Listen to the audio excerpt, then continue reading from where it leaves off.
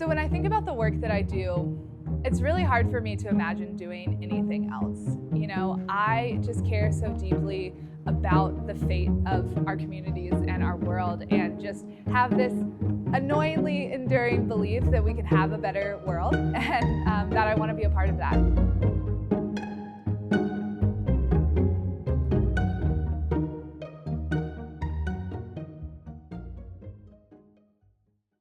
So I'm Haley Littleton, and I am the Associate Director of Marketing for WRA, and I've been here close to 3 years. So I grew up in the northern part of South Carolina, in Greenville, South Carolina, and grew up, not necessarily doing the outdoor recreation sports that I do now, but grew up being out on the lake and fishing and, just spending a lot of time outside. We'd go down to the beach in the low country of South Carolina, which is a really important place for me as well. So we spent a lot of time outside. I just really loved, at that point in my life, the ocean and the smell of the marsh and the salt water. We'd go to Pisgah National Forest and spend a lot of time up there just having picnics, sliding on the rocks, playing in the water. So from South Carolina, those are some really important landscapes and places for me. And when I think about Colorado, there's so many places. I spent 8 years up in Summit County, Colorado, and so all of those mountains are so special to me. But something that I look forward to each year is the annual desert trip. So going out to the Western Slope, to Fruita, to Grand Junction, and even to Moab. Yeah, so my journey to environmental advocacy, I think really starts when I went off to college. I grew up in South Carolina, but we would come out to Colorado and ski, and I just fell in love with it. I would imagine that I was a local in these mountains, which I would eventually one day be, and think about, if I could live here, how amazing that would be. So when it was time to go to college, I loaded up my car with my dad and came to college out here in Denver, and studied literature and English and political communication. And when I finished undergrad, I decided, okay, I'm not quite done yet. So I went to the University of Denver and I received a master's in literature, English, and literary criticism. And when I was there, I was spending a lot of time outside, and I took a couple classes that were really formative for me. So I took a class on hermeneutics, which is essentially the study of how we perceive and understand language, and became really fascinated with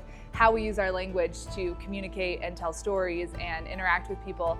And then I also took a class on environmental literature and became really focused and passionate about that. And so when it was time to write my thesis for my master's, I wrote about environmental literature, environmental literary criticism, and language, and how we can use all of that to create art that gets people to care about climate change and the environment. And I had these questions of sort of like, why is it so important to see the Grand Canyon versus seeing a picture, to experience it in real life? And so really exploring, how our experiences in nature is really what builds us up for the environmental advocacy that we do.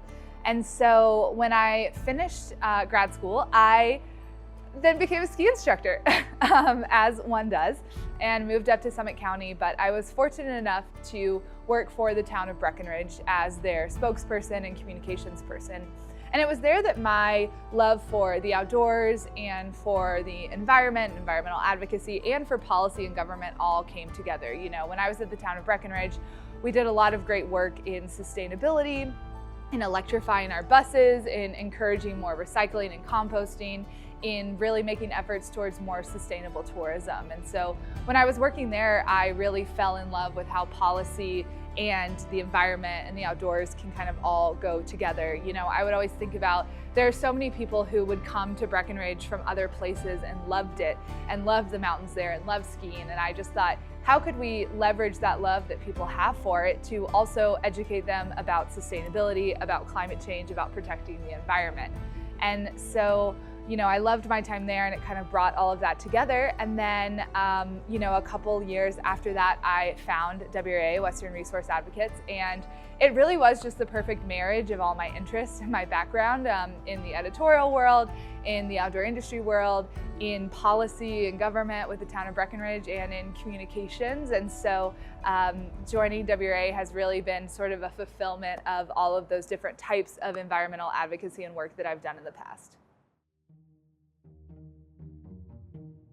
Yeah, when I think about some of the environmental issues that I became passionate about, actually, when I was growing up, I was very interested in the writings of Wendell Berry, who is a farmer, poet, writer from Kentucky, and talks a lot about how we grow food and community. And so actually that was one of the first environmental issues that I was really interested in, is how we grow food, how we sustain the health of the environment and the health of our communities, and how food brings us together.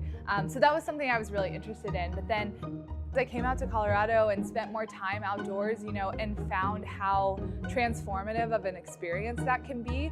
I really just became passionate in how do we get more people that experience and that love of nature in a way that also protects it, and how do we celebrate our community and be outdoors together in a way that we can continue for future generations.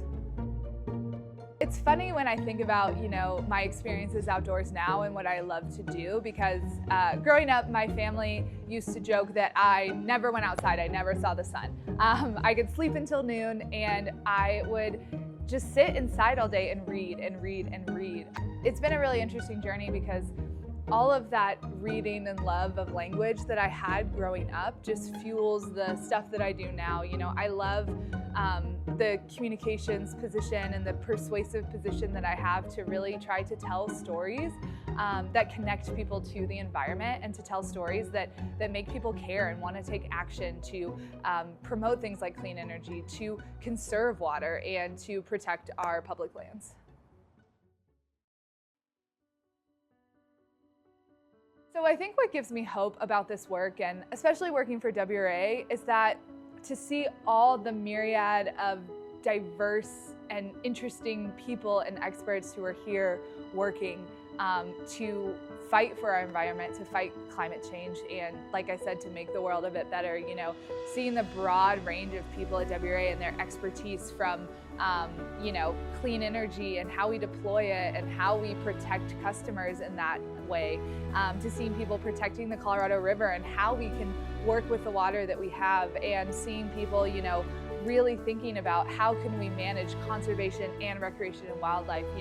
I think working with all of these people gives me hope that there are people who care, there are people who know what they're doing, and there are people who really want to lead this forward. I think seeing all of those actual solutions that can be deployed on the ground gives me hope to keep doing this work.